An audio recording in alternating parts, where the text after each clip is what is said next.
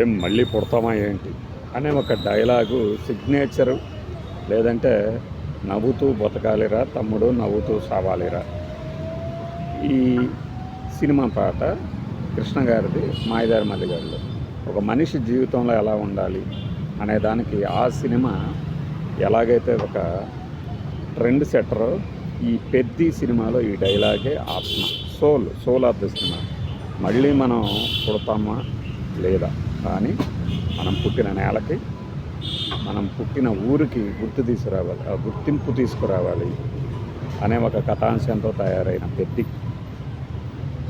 ఈ సినిమా వాస్తవంగా రామ్ చరణ్కి గుర్తింపు కోసం తీసే సినిమా.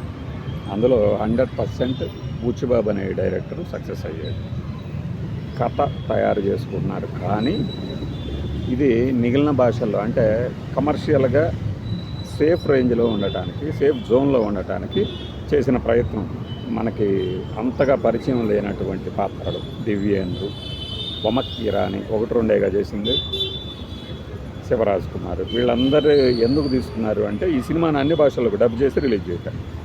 అక్కడే ఔచిత్యం దెబ్బతింటుంది. దానికన్నా హీరో పాత్రకి రామ్ చరణ్నే ఎందుకు తీసుకున్నారో అట్లా గౌర్నాయుడికి, అప్పల సూరికి ఈ క్యారెక్టర్ని తీసుకున్నట్లే మిగిలిన క్యారెక్టర్స్ కూడా పాత్రలే కనపడేటట్టు కనుక తీసుకున్నట్టయితే ఈ సినిమా రేంజ్ ఇంకా వేరే రేంజ్లో ఉండేది, అంటే నెక్స్ట్ లెవెల్కి వెళ్ళి ఉండేది. బట్ మనం ఎంత రుద్రవీణ లాంటి సినిమాలు తీయాలనుకున్నా కూడా మనకి మాన మృదంగాలు కూడా కనపడతాయి కాబట్టి కొద్దిగా కమర్షియల్ హంగుల్లో జోడిస్తాం. జాన్వీ కపూర్కి ఈ సినిమా తీసుకొచ్చే ఒక్క అదనపు సినిమా కూడా ఇంకేమీ ఉండదు.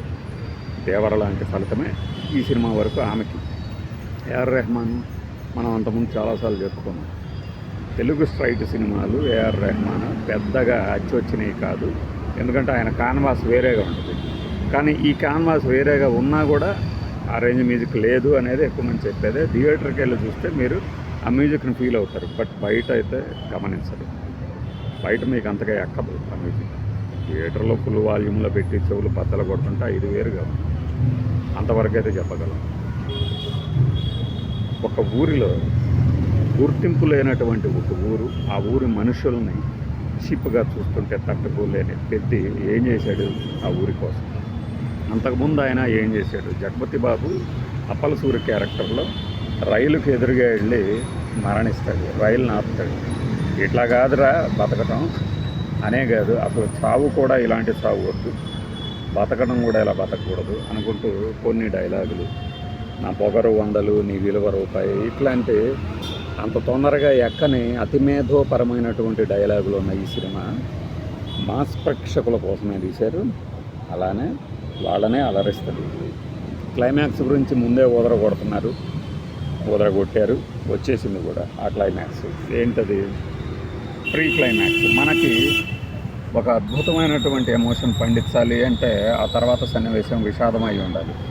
నువ్వు చెప్తున్న తాలూకు డైలాగు, ఆ డెప్త్, సన్నివేశంలో అభినయం, ఇవన్నీ తర్వాత ఏం జరగబోతుందో అన్నది ఊహామాత్రంగానే అందుతుంది మనకి పెద్ద సినిమాలో.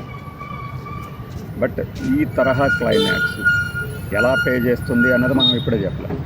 మనం ఇంకా ఏవి ప్రేక్షకులకు నచ్చాయి నచ్చలేదు అనే ఒక దశలో రిలీజ్ అయిన మొదటి గంటలోనే రివ్యూలు చెప్తూ ఉన్నప్పుడు అసలు సిసలు సత్తా అనేది 4 రోజుల తర్వాతే కనబడుతుంది.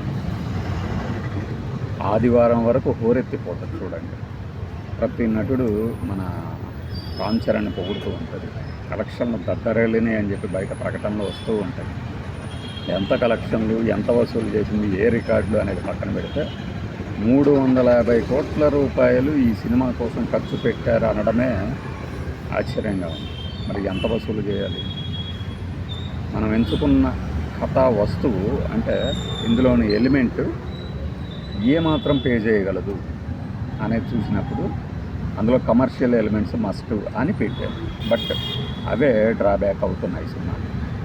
జాన్వీ కపూర్ క్యారెక్టర్ ఉన్నా లేకపోయినా ఈ కథలో తేడా ఉండదు. అలానే ఈయన క్రికెట్ ఆడినా ఆడకపోయినా, కుస్తీ ఆడినా ఆడకపోయినా తేడా ఉండదు. అథ్లెట్ అయినా కూడా, అంటే ఇతనిలోని 3 పార్శ్వాలని, రామ్ చరణ్లోని 3 భిన్న కోణాలని చేయడానికే పెద్దిని తయారు చేసాడు. అంతేగాని ప్రేక్షకుడినే లీనం చేయడానికి కాదు. తనలోని ఒక ఆటగాన్ని గుర్తించినప్పుడు ఆ ఆట దేశవ్యాప్తంగా గుర్తింపు ఉన్న ఆట అయినప్పుడు అందులోనే దర్శకుడు క్రికెటర్గానే ఎందుకు రామ్ చరణ్ని ఓ స్థాయికి తీసుకెళ్ళలేకపోయాడు? ఎందుకు అంటే క్లైమాక్స్ కోసం అతను రన్నర్ కూడా కావాల్సి వచ్చింది. ఈ సినిమా చూసిన వాళ్ళకి నేనేం చెప్పింది అర్థమవుతుంది. కుస్తీ అనేది తనలోని బాడీ బిల్డింగ్ని, అట్ ద సేమ్ టైం రైవలరీగా ఉన్న మన బావ వరసైన అల్లు అర్జునే కాదు నేను బాడీ పెంచగలను అన్నదానికి ఒక ఉదాహరణగా, దట్టు ఒక నార్త్ సైడ్ ఆడియన్స్ని అలరించడానికి చేసిన ప్రయత్నం ఈ పెద్ద. నేను చెప్పింది ఇదేంటి ఇంత డిఫరెంట్ రివ్యూ అనుకుంటారు, కానీ మీరు సినిమా చూసిన తర్వాత నేను చెప్పింది ఏదో అంటారు. బట్ ఒక ఊరిలో రైల్వే స్టేషను పెట్టి అక్కడ రైలు ఆపాలి అనే దానికోసం జీవితాలను త్యాగం చేయటం అనేది అర్థం ఉంటుందా? ఒక రైల్వే స్టేషన్ ఎందుకంటే రవాణా సౌకర్యాలు వస్తే ఆ ఊరి వాళ్ళకి గుర్తింపు వస్తుంది, గౌరవం దక్కుతుంది అనే అయితే దానికోసం ఒక బస్ స్టాండు మన రోడ్లు సరైన నిర్మించినా సరిపోతుంది. దానికోసం ఊరి వాళ్ళందరూ కలిసి, ఎందుకంటే 2016 90ల నుంచి కథ మొదలైతే 2016కి వస్తుంది కాబట్టి ఇవన్నీ లాజిక్లు. బట్ అంత ఖర్చు పెట్టి సినిమా తీసిన ప్రొడ్యూసర్లకు మనం చెప్పే ఒక మంచి వార్త ఏంటంటే ఇప్పుడు ఏ సినిమాలు లేవు.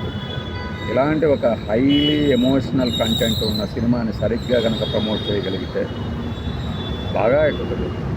ఒక పెద్ద హీరో మోయడానికి మెగా అభిమానులు ఉన్నారు, వాళ్ళ వేరే సినిమాలు రాలేదు ఇప్పుడల్లా. సో అల్లు అర్జున్, పవన్ కళ్యాణ్, చిరంజీవి, వరుణ్ తేజ్, సాయి ధరమ్ తేజ్ వీళ్ళందరూ ఒక్కొక్క రోజుకి ఒక్కొక్కళ్ళు ట్వీట్ చేసి సినిమా చూడండి అని చెప్పినా కూడా ఫ్యాన్స్ ఇరగబడిపోతారు. ఇటు వచ్చి ముందు నుంచి చెప్తున్నట్టు ఇది ఒక award winning movie, award winning performance అంటే ఒక కొలబద్ద పెట్టి ఇది చేశారు కాబట్టి ఇది ఇవ్వాలి అన్నట్లు మనం ముందు నుంచే ప్రచారం చేశామంటే డెఫినెట్గా అది వచ్చి మన ఒళ్ళో వాగుతుంది, ఇది ఖాయం. కానీ ప్రేక్షకుడికి, ఫ్యాన్కి ఏం మిగిల్చారు? ఫ్యాన్స్కి ఓకే, వీళ్ళు బయటకు వచ్చేసి పెర్ఫార్మెన్స్ చేశాడు చూడండి రామ్ చరణ్, అత్తిరిపోయింది, మామూలుగా లేదు అని చెప్పుకోవడానికి తగినట్లుగానే ఉంది. కమర్షియల్ ఎలిమెంట్స్ పెట్టిన కమర్షియల్ ఎలిమెంట్స్ రాంగ్ ప్లేస్మెంట్స్ అవ్వడంతో అది వాళ్ళకి అందకుండా పోయింది.